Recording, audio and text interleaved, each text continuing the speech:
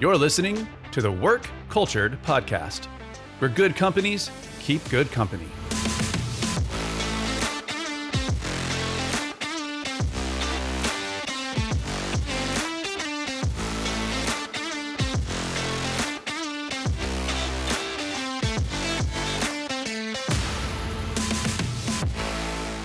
Well, hey, we are in the IBL studios today to record our Work Cultured Podcast. And as you know, we are a podcast where good companies keep good company. And we talk to visionary leaders who build great cultures to find out their secrets, their challenges, and their hopes for the future of the workplace. Today, we are here with our honored guest, Elijah May of IBL. Hello, Elijah. Hello. Happy to be here in the studio that I'm. Absolutely. Thanks. This is your home turf. This is your home turf, and it is an upgrade for us, for sure.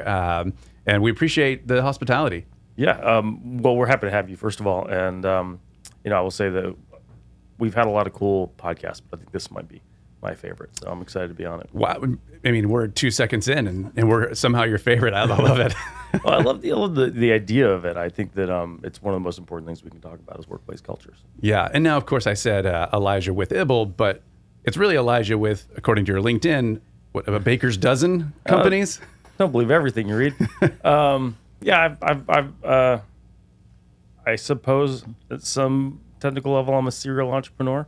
I think, you're supposed to sell a couple of them to be really, really considered a serial entrepreneur. But I've done a lot of things. I've started a lot of stuff. Yeah. Well, let's just dive right in, right? We're here to talk about culture. And give us a little bit more of your history. So you've been with IBL for 4 months, but back up a little bit and give us a little bit more of an idea, the kinds of roles that you've had and how people and culture has played a role in that. Oh, goodness. Okay. Coming right out of college, I went to USC in California, and I got offered a job by the school. 1 week out, they just called me up and said, "Hey, you want to come and meet somebody?" I said, "Sure." I walk in and they said, "How'd you like to work in the PR department?" I went, "Okay."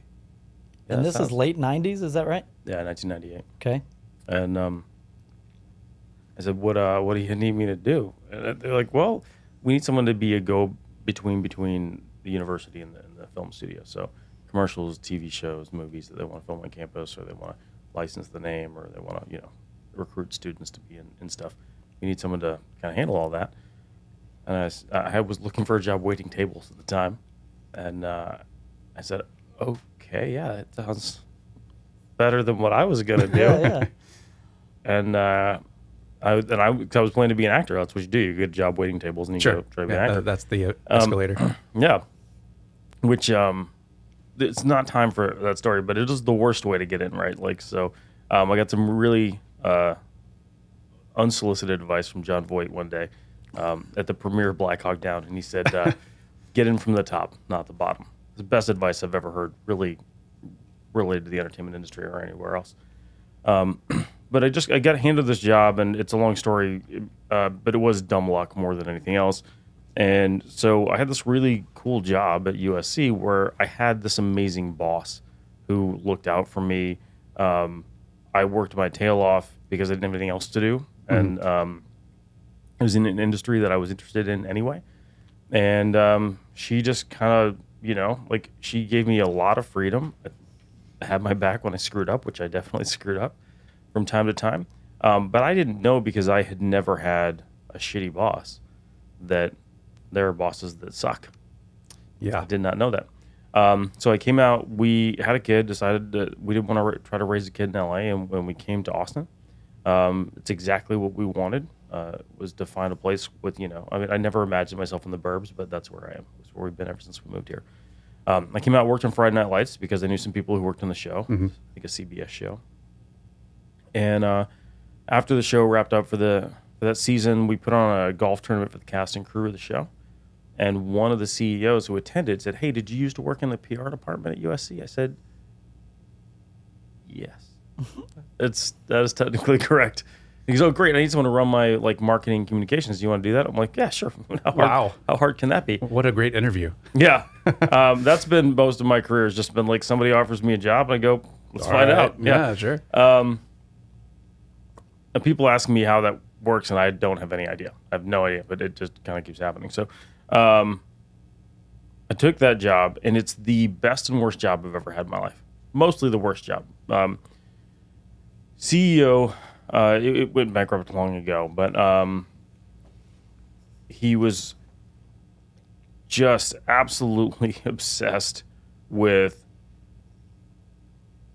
the idea. So, okay, I had a very specific conversation with him. I'm in charge of all the marketing spend. So we're hemorrhaging money. We're spending hundreds of thousands of dollars a month for a small startup in Austin. That's saying something, right? Yeah. I'm spending roughly $60,000 a month just in advertising, just in Austin. Wow. Just blow it. Like, you name it, we're buying it. And this is 20 years ago. This was, so we moved here in 2006, so about 15 years ago. Okay. And yeah, we were real popular, right? Like, when you're spending money like that. So, the upside is I get introduced to everybody in town, and, you know, to them, they look at me and they say dollar signs because I would have this guy's budget. And I kept telling them, like, this isn't working. Like, we're losing head-to-head to our direct competitors who offer the exact same services we do and are running, like, we're running full-color ads, full-page ads. They're running half-page ads, black and white, and they're kicking our tail. And I'm like, this doesn't make sense. And he said, well, he said, you don't understand advertising. He's like, I understand advertising. His advertising is beating people over the head till they give in. It's my money. It's your job to spend it. Wow. That's like a common refrain, though. Somebody who probably had no background in advertising says, I know everything about advertising. You know nothing because you're failing, apparently. Yeah, he's a successful CEO, and they had exited some other companies, and they didn't talk about a lot, which should have been a red flag. And so I started just trying to understand why it wasn't working, because so many startups are like, well, if we just had the money, if we just had more money, then we could do all the things. We don't have any money. That's the constraint.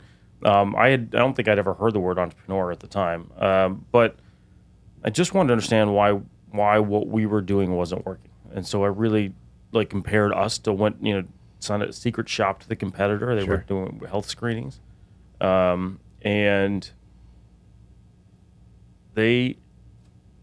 when you went to their health screenings, you generally got the impression that they cared about you, like whether or not you lived or died, or all these, or like you matter as a human. Yeah, Seems like a basic. we weren't really offering that. It wasn't part of our.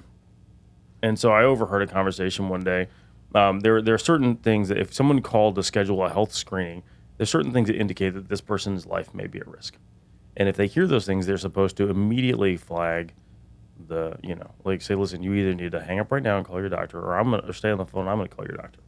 Like, this is something you need to have addressed. We need to wait 6 weeks and get a screening.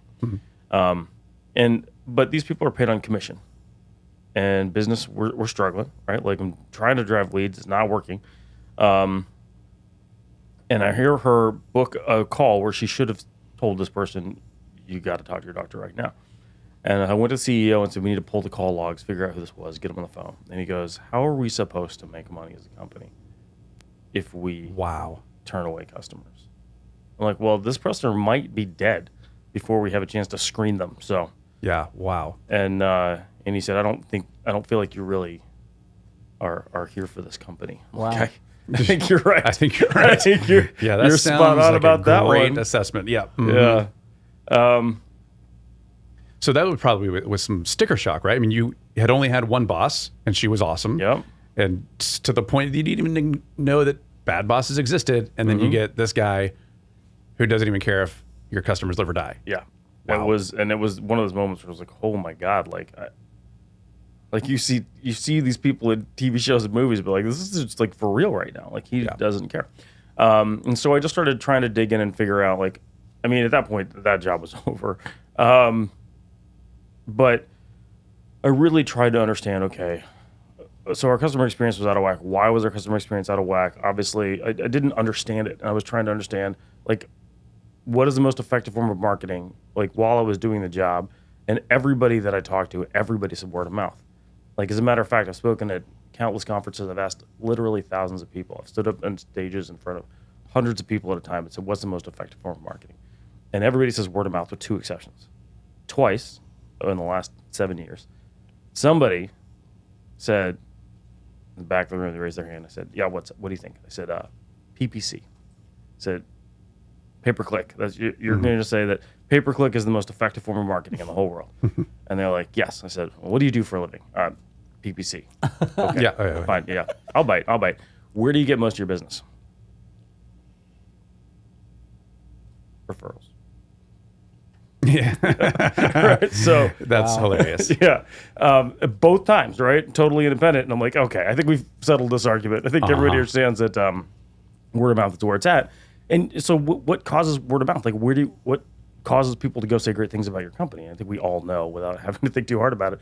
It's the experience. Right? Yeah. So, I sort of became obsessed with customer experience. There was the number one word of mouth marketing speaker in the world was here in Austin. So I looked him up. He came out with a book called Word of Mouth.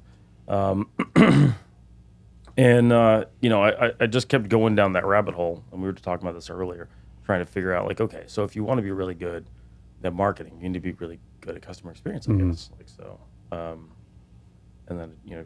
so if your customer experience is out of whack, why is that? Yeah. And we actually, before we were recording, we were chatting a little bit about your consulting, and you started off as an experience marketing consultant, but you quickly realized that it had to come back to the customer experience, which also had to tie to the culture, like this values-based culture that wasn't about profits over people, but instead it was flipped the way it really should be.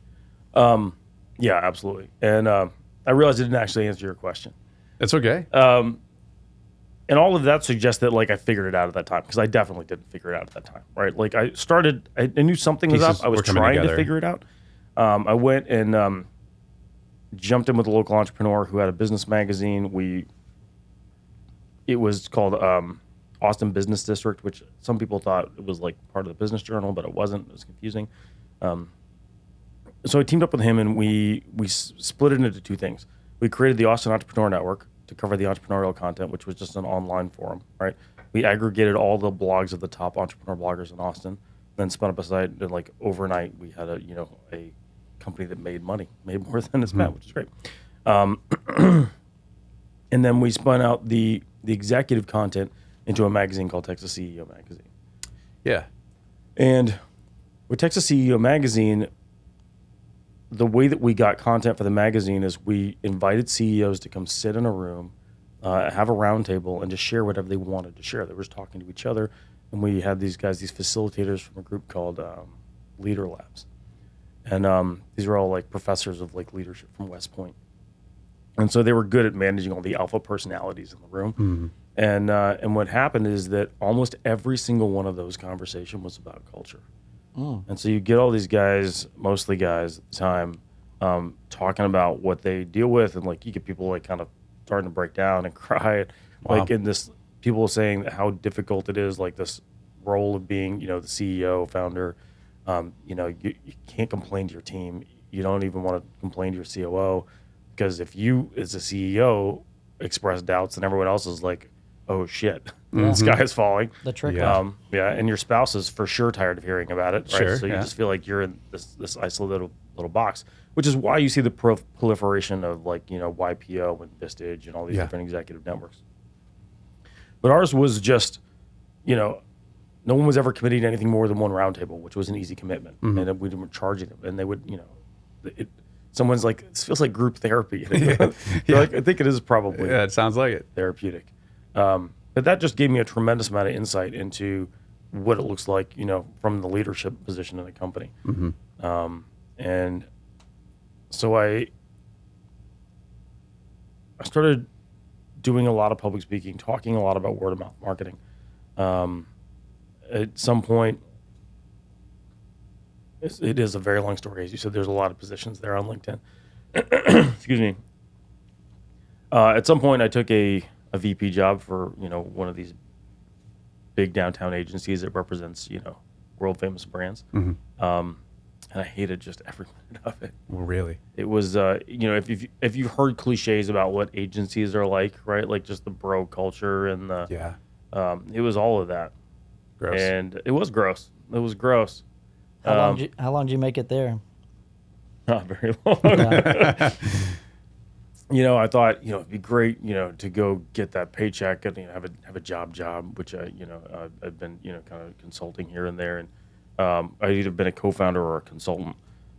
So like going to work for somebody else's company. So this is number 3. So I worked at USC, worked for the health company, which no longer exists, and so I went to work for this agency. And I was like, this is, oh man, this sucks. Just awful. So like telling my wife, I'm like, hey, I got this big VP job. It's gonna be great. Like, and then like, hey, I'm not gonna do this anymore. This sucks. As soon as I left, I started the experience firm. Okay. And that's what I was doing right up until I got recruited here at IBL.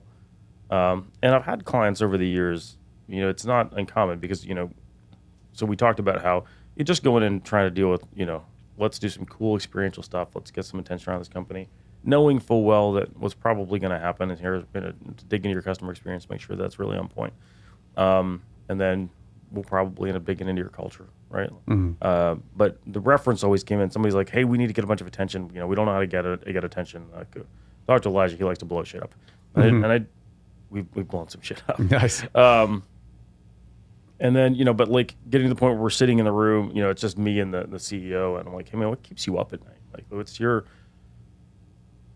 this all about for you? Like, they've got all of these problems that we need to solve, but the company's, you're making all kinds of money. Things are great, right? Like, I remember I was in an executive, same company. I was meeting with the executive team, and I mentioned Southwest Airlines as a brand that people love, right? Southwest has said, if you want to work for Southwest Airlines, this is something they've stuck by almost, I think, actually from the founding of the company. You have to be, you have to have a joyful spirit, like a curious personality. Forgive me, there's a third one. I used to know this. Yeah, they're awesome. Yeah. And the CEO says, I don't really like Southwest Airlines. I said, oh. Well, okay. It's the first time anybody's ever said that. Yeah. I mean, I'm sure it's not for everybody, but that's fine. I said, what airline do you prefer? He's like, oh, well, he's like, I take the jet. Oh, God. Like, okay, that's on me. All right. Okay. Yeah, Fair enough. I forgot who I was talking to. I'm going to walk that one back. I would hate Southwest Airlines too if I had a private if the jet, alternative was a G6. So that's hilarious. Yeah. Awesome story. I love how you've gotten to where you've gotten.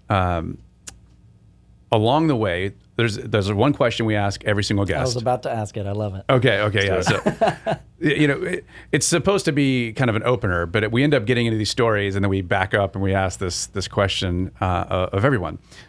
What is a mistake that you've made in leadership that you'll never forget? Oh my God. And I want to pause by saying, right, on your LinkedIn, right, as we're trying to like figure out who this guy is. I love that about me, where you talk about failure and you talk about all of these things. So I'm very excited to hear of all of the experience. What would be the number one thing that comes to mind? I mean, I failed a lot, right? So one of my favorite, the only definition of expert that I really like is somebody who's failed as many ways as you can in a specific thing. Right, like that's the only definition of expert I would accept, like in marketing. Like, sure. Because I have failed, I've spent the money, I've tried all the things, figured some things out, but only through process of screwing stuff up. So, sure. I will say, I think you have to learn from failure. I don't think there's any other way to learn, but that failure does not have to be yours, right? So you can learn from other people's failure. Yeah. Which is, wouldn't it be nice if that's how we learned all of our? Yes. But that's unfortunately not. So how have I failed at leadership? What's the biggest thing? Oh my God. A mistake that you've made in leadership that you'll never forget. Should we get the team in here? You guys want to weigh in? Yeah, the crew outside the doors here.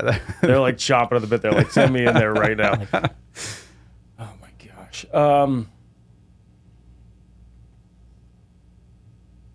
I don't have a lot of regrets.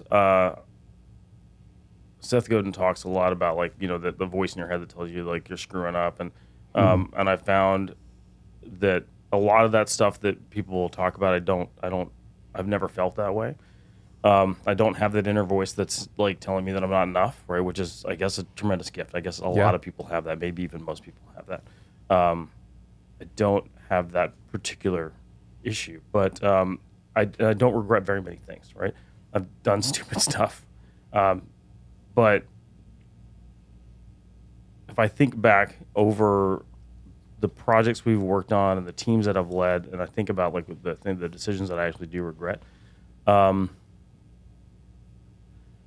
feel like this is a cop out. I regret not sticking to my guns, right? I regret not saying, going to an organization where it's obvious that, they're espousing these values. Yeah. And they don't stick to those They're values. not living them. They're not behaviors. Yeah. And giving them a pass, being like, okay, we'll go work on other stuff, right? Because it's clear that they're not going to fix that. So at one point, I was trying to, because people, when you go through the values exercises, and we've done it many, many times, and they write all their favorite words on a board, and then you try to, every vote on their top 5. Is this from like Traction EOS? Did you kind of take that from that? Because that's the exercise I'll do as well with clients, and what I did with my leadership team at the previous company too. It's funny. No, but I had a client that had just done that. Interesting. Okay. And so it's so funny you brought that up. So they had just done it, and they had come up with their list of values, and they were very proud of them, and they rolled them out. And then so I waited about a month, and this company here in Austin was just, they were making so much money. They were almost cliche, right? Like an episode of Silicon Valley cliche. So we're in the break room. They have a break room with the giant bean bags and a huge TV, and then next to that is the kitchen with their personal chef. Wow. Who makes like 3 meals a day, goes in and makes the CEO's like special smoothie every morning. Wow. It's everything you can. It was just ridiculous, right? You can tell us the name after we stop recording it. Yeah, they're still around. So I went and I stood in front of the poster with all the values on it. Yeah. And I said, I will give any one of you $50 cash right now if you can tell me the values of this company. Mm-hmm. And they're like, You lost no money. no, not at all. They're like trying to look around me. I'm like, no. I'm just standing in front of the poster. It's right there. Yeah. And they're like, ugh. And finally,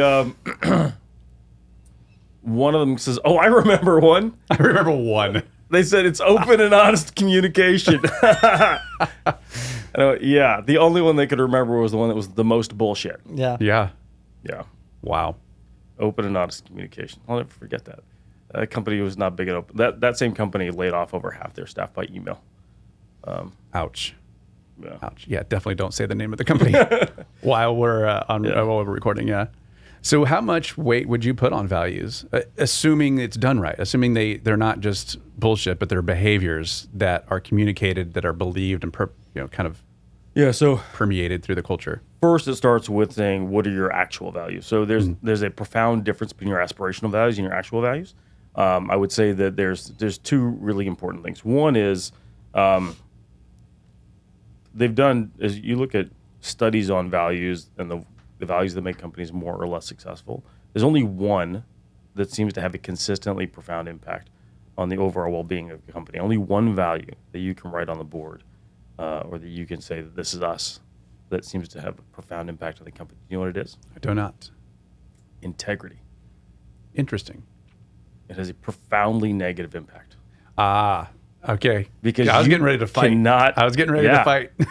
You cannot write that shit up there if you don't mean it, right? Yep. Like, it's the one that's like, if you put that up there and you don't have it, it undercuts every single thing you say and do. Yep. You said integrity is a core value, and then the CEO just lied and everybody knew it. Yeah. Right. So like, now basically everything you said just went out the window. Nothing that we say around here matters. We're completely full of shit. Integrity is the only one that is a poison pill in particular.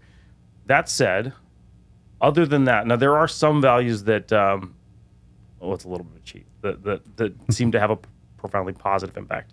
Do you know what values have a profoundly positive impact?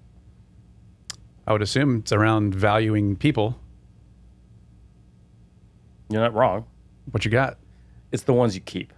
Aha, yeah. Right. It doesn't matter what you write up there. It really doesn't matter what you say. At the end of the day, the only thing that matters is whether or not they're real. Sure. Right? Because honestly, there's lots of words you could have picked. And, you look at like Zappos, they call them core values, but they're really principles, right? Like, what do they say? Like, create fun and a little weirdness, right? They've got some like really interesting ones. They're more like principles, things you can actually apply to your day. and your work life. So, but ultimately, saying that this is who we are, this is what we're about, and sticking to that has a profound impact in the overall, like the financial performance of the company. I met a CEO recently who, instead of having values at all, where you're trying to cut them down to 3 to 5 or so, they had fundamentals, and they had like 34 of them. Yeah, that's which sounds like too many, but they have Seems these little aggressive. cards that the fundamentals, they're not, they weren't like catchphrases that people are supposed to memorize. They're behaviors that are supposed to define the essence of that company. And I see it both ways. And I'm not taking anybody that direction. I just thought it was a really fascinating approach. I think that comes from, I can't remember the name of the book. It's like something like 35 Essentials of Leadership or something like that. So there's a book that talks about, there was a company that had like, these are like, I don't think they used the word fundamentals, but they had this long list of things, but they expected you to know them and they expected you to apply them. Right. So I think like we tend to have, we like to say arbitrary things like, a video should never be more than 90 seconds. Like, what about Marvel movies? What are you even talking about? Right? Like, it's just something you heard somewhere. I'll sit down for 3 hours if Thanos is going to snap half the population. Exactly. Entertain me, so we like, you should only have 5 values or 3 values. Like, that's not the point. The point is you should only put things on paper that you can commit to. You should only say this is who we are and this is what we're about if you really mean it. Yeah. So my question is this, and I'm not disagreeing with the fact that companies need to have core values or whatever, but how do you, in the hiring process and the training process, like, how do you determine that someone meets those values? I mean, what's the process there? Or do you have something that you've used over and over again, or is it different with each company, I guess? We all cheat this one, right? I mean, I think that we talked about there are platforms that we've Myers-Briggs and DISC and like some of the ones you mentioned earlier. I think that they can inform you somewhat. I mean, so like I'm pretty sure I've done all of them, right? Like I really went down the rabbit hole in Myers-Briggs. Like I used to like be able to be like, I talked to you for a few minutes, like I got you, like, and I was pretty spot on. DISC, they all provide some sort of insight into a human being. It doesn't change the fact that, like, I mean, Simon Sinek has a quote. He said, "This is not psychology; it's biology." Like, we work the way we work, right? So we tend to want to hire people that we like, even if we don't understand why we like them, which is sometimes problematic, right? Because like, we all are gregarious and fun to hang out with, right? So everybody's here is gregarious and fun to hang out with. No one wants to do the accounting, for sure. But man, are we a great hang. So you got to be careful with stuff like that. I've found that there are employees that we brought on based on their skills, and I'm like, I do not like this person. I do not like this person at all. Or like I've looked at them and judged them. I'm like, I don't like their persona. I don't like the way they dress. I just have a very low opinion of this person. I've just learned to set that to the side because I've been wrong so many times, and vice versa. People you just really like, you're like, that you like them because they're super charismatic. But so of all the legs of the stool, skills and experience, likability, personality, their hard wiring, innate drives, but the value system. Like, is there anything that you have implemented or that you've had seen your clients implementing to find out, is this person going to come into our set of values and be able to thrive? I feel like I ought to have one. If not, I mean, that's fine. No, I mean, I could get there, but I don't know that I have an obvious answer. You look for, so one of the best answers I've ever heard wasn't mine. It was one of the founders of Mutual Mobile many years ago. And, I think his name was Sam. He said, if you tell us that you're curious, we like to hire curious people, right? And curiosity is a big one for IBLE. I mean, we're building a platform where people will go and explore and meet new people and find new things, right? So really our core customer is profoundly curious, right? Versus some of the other platforms where they're just like, profoundly bored. Yeah, doom scrolling. And, Right. Yeah. Or just like, I want to be like, I don't want to think about anything, but I want to see a cat knock something off the table, right? That's not what is on our platform. So he said, we were on a panel, I think at the Ann Richards School, or with the Ann Richards School many years ago. And he said, if you tell me that you're curious, which is what I want to hear, then I'm going to look for something to prove that, right? Like, oh, what are you curious about? Photography. Great. Tell me about photography. And I'll just sit there and listen. Like, if you're like, oh, well, I have a camera. Right. Right. Like, I mean, they're looking for someone to go off on that rant that you might not, you would think that you don't necessarily want a job interview. They're looking for someone who's like, oh my God, let me tell you. Yeah. Like, you wait till you see, hold on. Let me pull some pictures, right? You're like, yeah, that's what you're looking for is some sort of, the actions are aligned with it. Yeah, a passion and behaviors that align to whatever it is they're saying. Because you can say anything in an interview. It's one of the reasons they're so unreliable.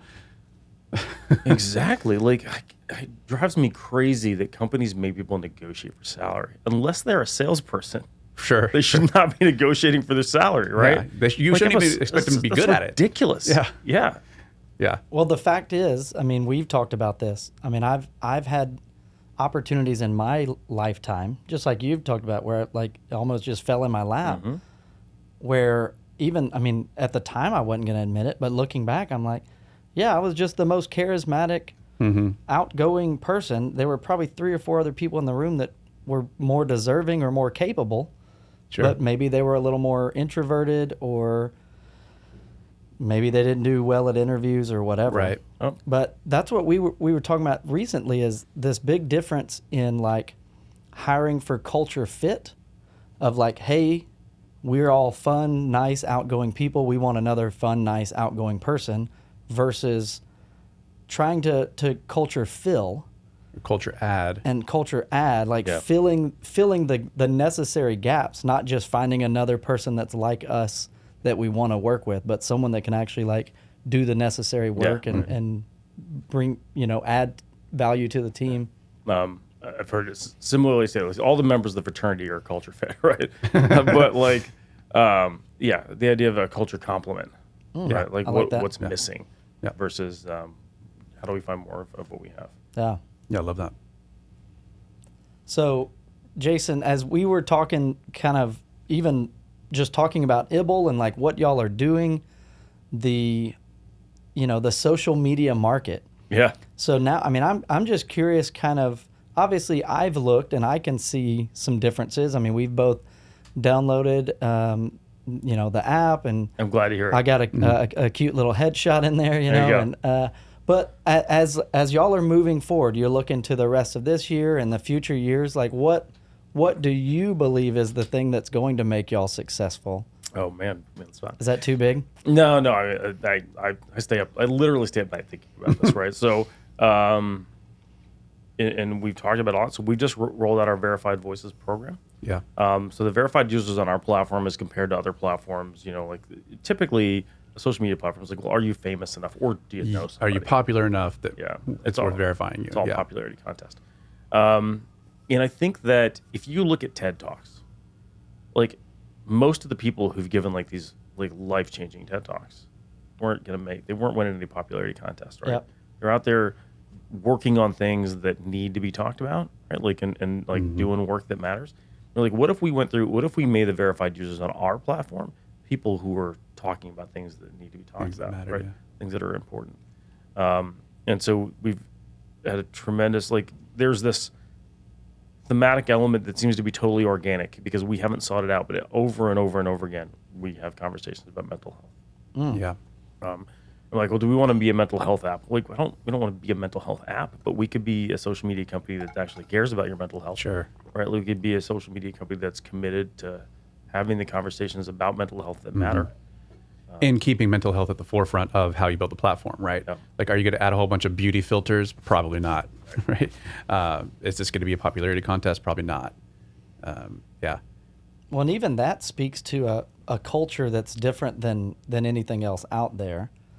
Because, I mean, in sales, for example, you don't talk about mental health.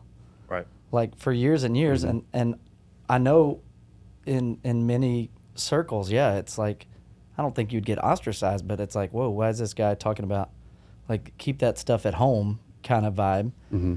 And we're seeing this shift. So, I mean, how are y'all, is this a thing that y'all came up with of like, No, this is...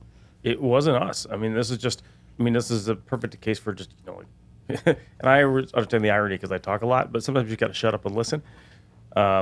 So in the studio, we had Justin Wren. Justin Wren is a UFC fighter, just an incredible human being who went through some really dark times in his own life. Like, he was on a show. He was injured. You hear this with athletes a lot. They get injured and they think their career is over. Their career is over. And they're like, what am I? Who am I even? Existential anymore, right? crisis, yeah.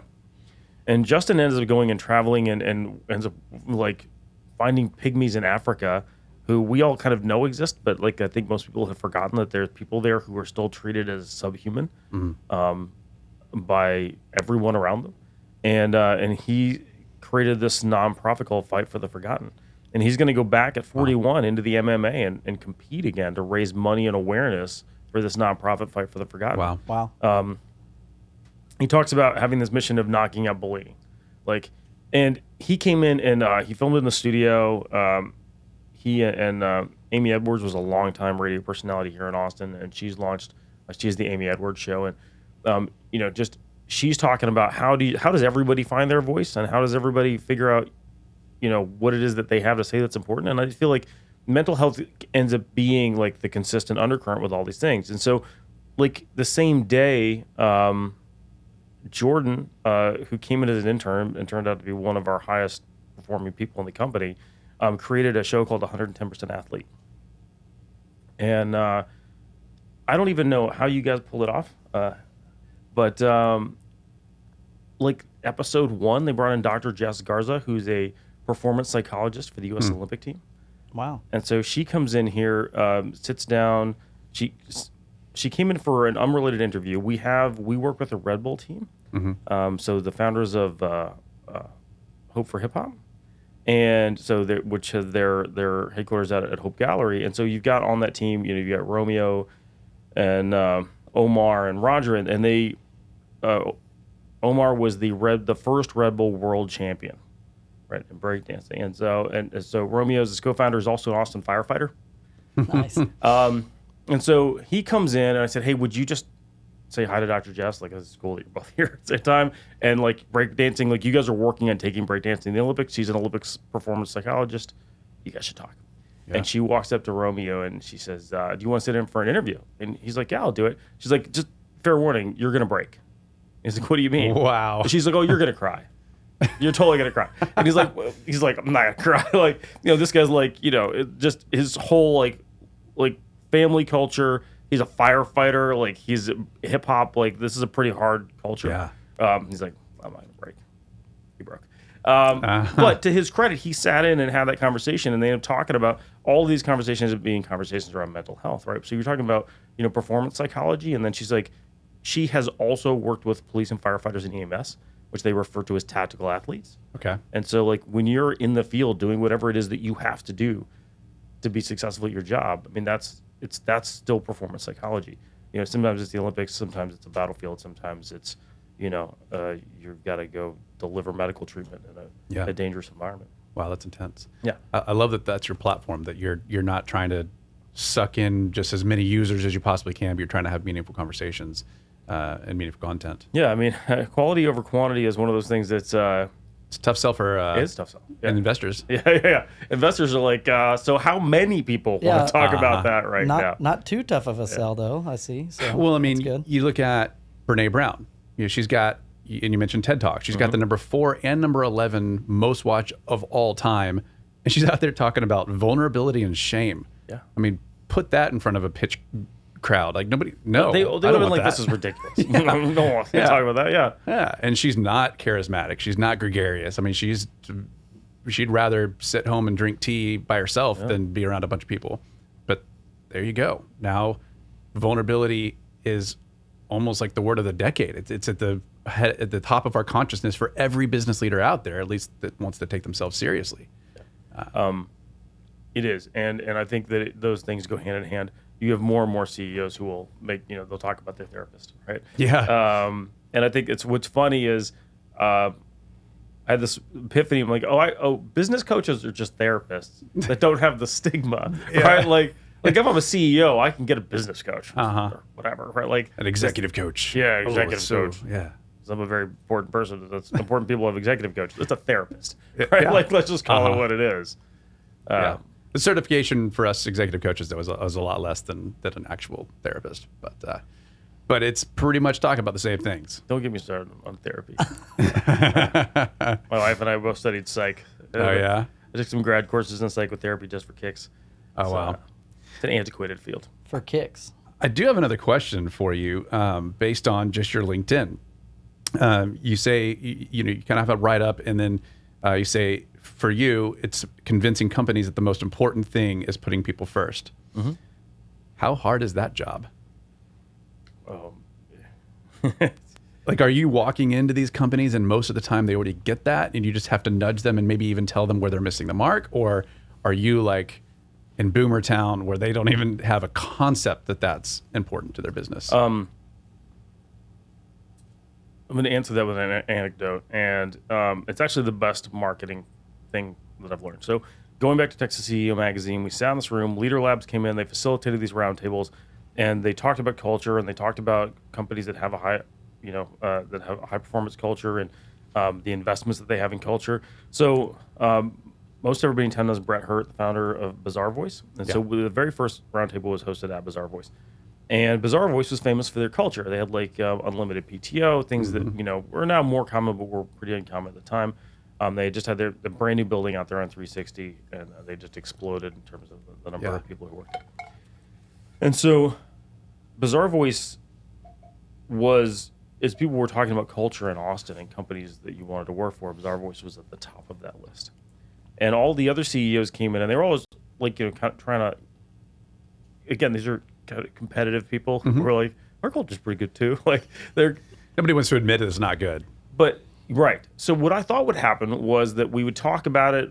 Bazaar Voice would talk about the things that they did that were culturally strong. Other companies would talk about things that they did that were maybe not as culturally strong. And then some of those companies, and I'm like, why did the Leader Labs guys do this and they didn't charge us? I'm like, they're going to get business out of this, probably, right? Like they just want to be associated with this really cool thing that we just started. But to my surprise, Bazaar Voice hired them. I'm like, but you guys are doing this better than anybody else that we know. And they're just giving it away. I'm like, and it finally clicked for me. If I'm trying to, let's just look at it from a Yelp perspective, like a 5-star company, right? I could have a profound impact on a company that has 2.5-star reviews. Mm-hmm. Right? I could, like, so many things to fix. Yeah. Like if we keep them from 2.5 to 4, that's going to have so much impact on their revenue because people are going to look them up and be like, I'm definitely going there. Yep. Right? If they've already got 5 stars, what am I going to do for them? But what I found consistently, it's the 5-star companies that will hire you. Sure. Because they're already committed. 2.5-star companies have a shitty customer experience because they don't care about that. Right. Yeah. And they're not going to invest more money in. Nothing you can say will change that. Yep. They didn't get to 2.5 stars because they just didn't, like, they wanted to be better. But they didn't know how. Like, no. They had decided that it's almost always the same thing, right? So, like, contempt, right, is the one thing that, like, that is the biggest undercutter of all relationships, including the business customer relationship. As soon as you develop a contempt for your customers, it's done. Yeah, it's over, right? It's like, your customers are always asking us to use the bathroom or the Wi-Fi password. There's no Wi-Fi, you asshole. They're like, all right, well, let's go to a different coffee shop, you piece of. These places that are like, pretend like it's 95 and talk. Or maybe have internet. Like, amazing. Cheap ass. There was a coffee shop we all used to go to. It was right in the Arboretum. It was, I knew an executive coach who's like, this is my office. Like, I'm here all day. I'm just meeting customers. And he's constantly, every single day, bringing new people in. And so one day they went and they covered all the outlets. So like, you mooches are just like having a cup of coffee and using our power. You're just using our power, right? And I'm like, I turned to my wife and I go, these guys will be out of business Done in 3 months. Yep. And they were gone. right? Wow. They were struggling. They were trying to find somebody to blame. They blamed their customers. Uh-huh. They blamed the people, their customers, for why they were going out of business. I've seen CEOs blame their employees, and that contempt comes in for their employee, and that's the company that's done. It's sad. There was a restaurant near me that had a playground, and it was the only restaurant. So Waterloo also has the whole kind of like seating in the playground, but these were adjacent. So there was a patio with a brick wall, and there's an opening in the wall, and there was a beautiful playground there with a fence around it. So you'd sit on the patio, have your margarita, have a couple Coronas, and the kids are playing and playing and playing and playing and playing, and they are not bothering you. And they gave it crayons when you came in, and all the kids were all right on this like stucco wall. It wasn't brick, it was stucco. And so finally they put up signs saying, "Do not write on the walls." I'm like, what do you care? Yeah. If kids write on the walls, what do you care if kids are out here having a good time and people are sitting on your patio and it's always full, right? Yeah. And who's the customer? The customer is the families with the kids that write on the walls. Of course, they don't care. So we came home one day and freshly painted walls, and I knew the owner. And signs say, "Do not write on the walls." I'm like, this is a mistake. Mm-hmm. Told my wife. But I didn't think much about it. So we go back and we're like, "Hey, can we get some crayons for the kids?" We don't have crayons anymore. Oh, and man. I'm like, they're done. You're done. 6 months. I give them 6 months. Didn't even last that long. Wow. He wanted those walls to be taupe and nothing else. I'm not having any damn crayons on my walls. Well, congratulations. Missed the whole point. You completely lost the plot. And afterwards, when he's was talking about why they went out of business, we ran into him. He was a friend of a friend, and I ran into him, and he's like, his customers just weren't very loyal. I'm like, you jackass. What is wrong with you? Yeah. Wow. Did you tell him? I tried to talk to him, but he wasn't hearing it for anything. I would imagine. Yeah, that's insanity. Yeah. And it was nuts, right? Yeah. And I wonder if that person listened to an adjacent story that was exactly the same, if he would get it, if it wasn't him. I've always wondered about that. Yeah. I wonder that all the time. Well, and speaking of time, we want to honor yours. And so the next section, we normally talk about the kind of that predictive index assessment, but you didn't take it. So I'm just going to evil eye you here and make you take it later. But I can already kind of predict. You're talking about Myers-Briggs and how you can predict it. I'm already seeing a graph forming above your head, I think, but we'll talk about that later. But so instead, we'll skip forward to plugs. And I assume we've already talked about Ibble, but what else do you want to plug? Or do you want to talk more about that platform? Oh my gosh, I don't know. I just plan to plug anything. I mean, Ibble's great. I recommend Ibble highly. We are trying to have a platform where people have more meaningful conversations, and find people. So we've been recruiting podcast hosts, authors, public speakers. We're getting people are coming out of the woodwork who, I'm so glad that we went this particular route, right? And that we've been able to find some of these people. We found Dr. Stacey Alexander, who is working on colleges with having mental health procedures and plans, right? She's at Paul Quinn College in Dallas, and she drove down and came and sat in the studio. And we never would have found her if we had not deliberately said, we're going to go find our voices of Ibble, the people we feel like are having meaningful conversations. Yeah. And for listeners who haven't heard of it, it's IBBLE. IBBLE, Kibble without the K. Yeah, and just download the lowercase app. I. And all you need to do... It's always a lowercase I. Do not put the capital in there. Yeah. CEO then it looks like Libble, maybe, if it's an L. But yeah, so I think the best way is just to download the app and start looking at it, right? You don't even need to really get too far into creating an account. It's going to feed you those videos at first to people telling you about the platform. And by the time you're done scrolling a few, you're sold. We do love to update things, so we're constantly kind of tweaking it, trying to get it, to get that customer experience right. We have a lot of features because our CEO was literally a NASA rocket scientist. And so I keep trying to tell them that not everybody's as smart as you are, but so we have a lot of features in there. But they're really once you get used to the platform, you understand how the Spark feature works, which is meant to allow you to spin off a new conversation off of an existing conversation. People love it when they get there, when they figure it out. Gotcha. For a while, there's what's this lightning bolt button? The one thing I would say, and I'm a big believer. We don't get to tell people how to use the platform. That's not how it works, right? Especially at scale, right? But I would encourage people to do two things. One is make it your face, put a real photo of yourself, make it your name. because it's a video threading platform where you post a video and you post a video and I post a video, and it's asynchronous, so we can do whenever we want to.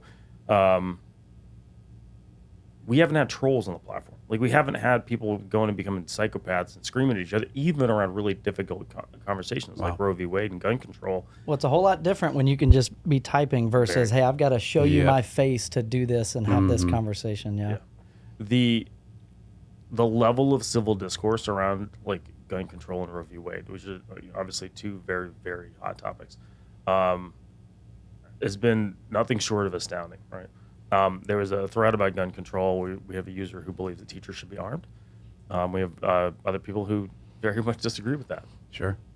And so they had, I mean, the thread itself went on for well over an hour, just in contributions from different users, and there was quite a lot of people who participated in that.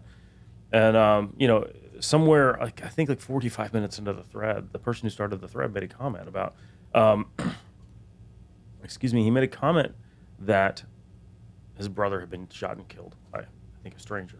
And so even though, for those of us who disagree with his stance, it profoundly impacted your perception of where he's coming from, right? Absolutely. Like, he just doesn't want this to happen. Having that face and having that story, and instead of anonymizing it, I think what happens is we dehumanize people when it's just this text thread and nobody's really a human. But as soon as that human element's brought in, we have no choice but to empathize. I mean, because we are innately human. And as we've worked on developing our values and making them real and tangible here at the company, that word empathy has become a really critical word for us. Yeah, absolutely. We want to be more playful. Brene Brown for you. I was about to say, keep going down that train. Brene Brown. If you don't know that, empathy versus sympathy. Oh, do you want a sandwich? Like that video? So great. good. Yeah. Yeah, and if any listeners don't know who Brene Brown is, you're probably listening to the wrong podcast. It's not the target market. Yeah, exactly. We have one last section. Let's do it. This is a quick fire, all right? It's a this or that. So I'm just going to say the two words, and you tell me which one. Europe or Africa? Europe or Africa? This isn't quick fire. I hate this game. Where are you going to go? I don't know. Africa. Mountains or beach? You hate this game. Jeez, man. I need to think about stuff. I'm a strategist. Beach. Oh, okay. I hate this game. Salt or pepper?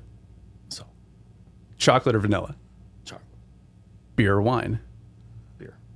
Okay, the last three were much easier. That was a little easier. All right, well then just a sixth one just for a bonus. I'd probably drink more wine. I hate this game. Yeah, for Austinites, Torchy's or Taco Deli? See, I guess it's not. I eat more Torchy's. I think I like Taco Deli a little bit better. But you know Torchy's what? I think I'm with you. Interesting. I think I'm with you. Well, that was wonderful. Thanks for ending off with a not as quick a fire as usual. Sorry, I suck at games. I'm not the guy. Oh, this has been brilliant. Awesome conversation, Elijah. Elijah May from IBL. This was wonderful. We thank you for all your insights and for the great conversation. Everyone download IBL.